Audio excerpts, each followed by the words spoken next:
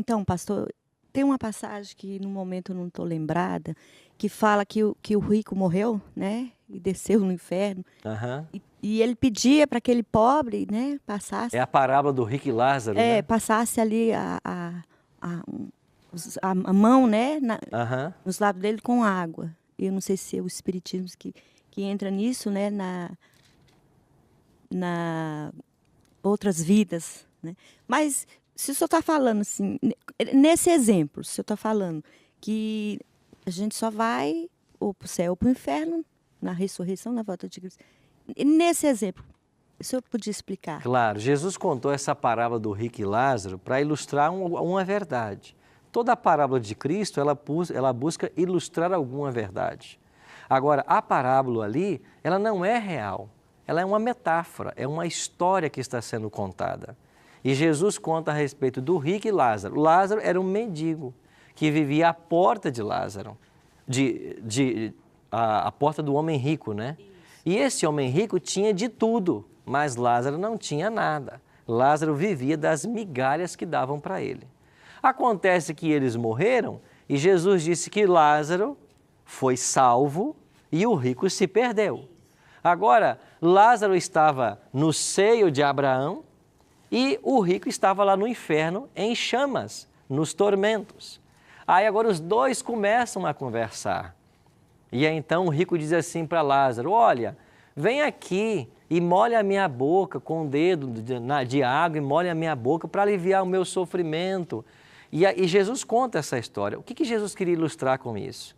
Que aquele rico representava a nação judaica, que o Lázaro representava os gentios e os judeus que tinham o evangelho, que deveriam estar partilhando com os gentios, inclusive, haviam tomado conta dessa verdade e achavam que só eles deveriam ser salvos.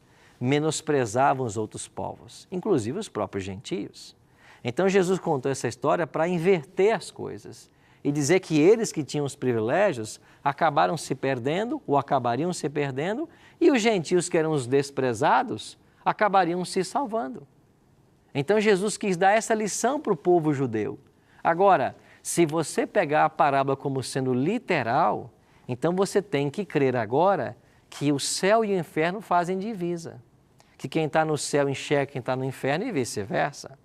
Você vai ter que crer de que uma pessoa que está lá nos tormentos da chama, se a gente molhar a boca dela com água, vai aliviar o sofrimento dela. E que lá a pessoa vai ficar eternamente em chamas. A Bíblia não ensina isso em lugar nenhum. A Bíblia diz que um dia o fogo vai destruir o ímpio, vai destruir e vai acabar para sempre.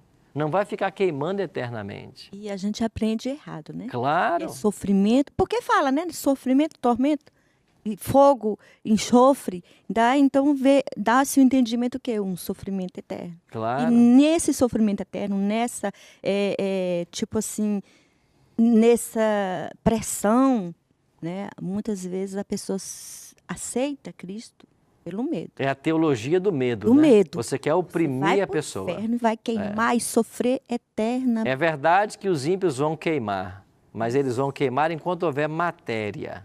Queimou o corpo, acabou a matéria, o fogo se extingue. Até porque os ímpios vão ser queimados nessa própria terra e essa terra vai ser renovada. Então, se aqui voltará a ser como era no Jardim do Éden, onde é que vai ter um fogo ardendo por aí com o ímpio queimando?